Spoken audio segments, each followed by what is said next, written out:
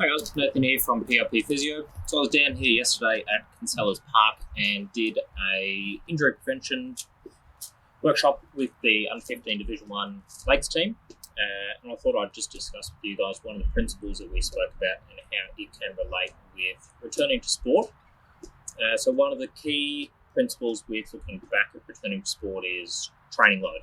So how much you've done, your fitness versus your fatigue, and how that correlates with your potential injury risk with returning back to sport. So a lot of that work has been done by Tim Gabbett. So he's Brisbane local, does a lot of work with professional sporting teams around the world. And what he's essentially found is what's called the acute to chronic workload ratio.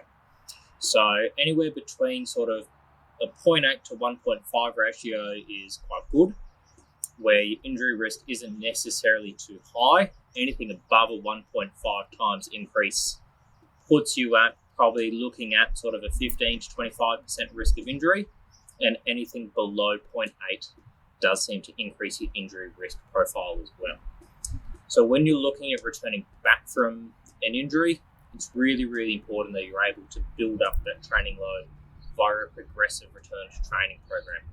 Unfortunately, what I see a lot of young athletes and athletes at local levels do is get cleared, don't necessarily go through that return to training program, and they just go back to sport, which unfortunately does put them at a fair risk of re-injury, either for the same injury or for a different injury.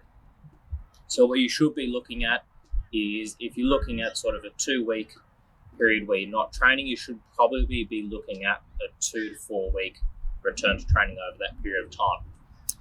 Ideally, what I like to try and do is try and keep people doing as much as possible that they can do without aggravating their symptoms during that recovery period.